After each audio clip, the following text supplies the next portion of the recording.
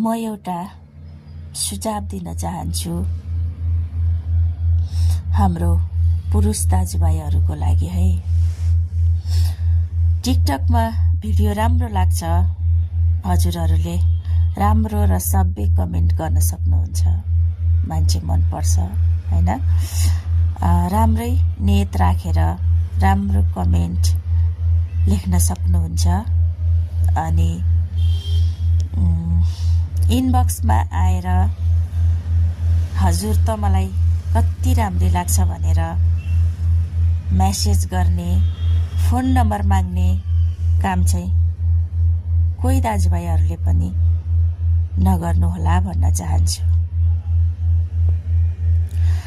हजुरहरूले त्यो बाहिरी महिलासँग राम्रो लाग्छ भन्दै फोन नम्बर मागेर के गर्नुहुन्छ? उसको फोन नम्बरले तपाईलाई खान दिन्छ, लाउन दिन्छ? बेकार आफ्नो जिन्दगी मात्र बर्बाद हुन्छ एकल फोनले गर्दा। सबै महिलाहरू राम्रै हुन्छन् भन्ने पनि छैन अनि सबै पुरुष दाजुभाइहरू राम्रै हुन्छन् भन्ने पनि छैन। मैले राम्रा पुरुषहरूलाई, राम्रा महिलाहरूलाई भनेको होइन है।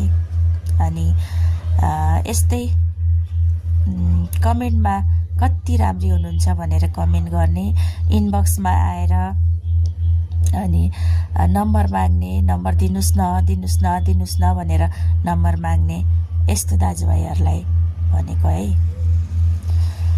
अनि हजुरहरूले फोन नम्बर त माग्नुहुन्छ, ती महिलाले हजुरको फ्यामिलीको अगाडि फोन हाने गर्दिन् भने हजुरको लाइफ कहाँ पुग्छ सोच्नु भएको छ?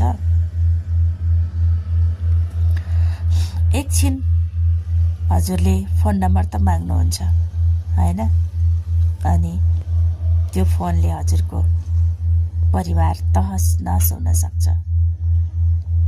ख्याल गर्नुस् है। अनि आफ्नो घरमा श्रीमती छ, श्रीमतीलाई माया गर्ने गर्नुस्। बाहिरी महिलाहरूसँग बोलेर श्रीमतीलाई कुट्ने, पिट्ने, धम्काउने, माया नगर्ने कहिल्यै नगर्नुस्। बाहिरी महिलाहरूले भनेको पैसा छ उन्जेल हजुरहरूलाई पैसामा मोज गर्न पाए, हजुरहरूको पैसामा मोज गर्न पाए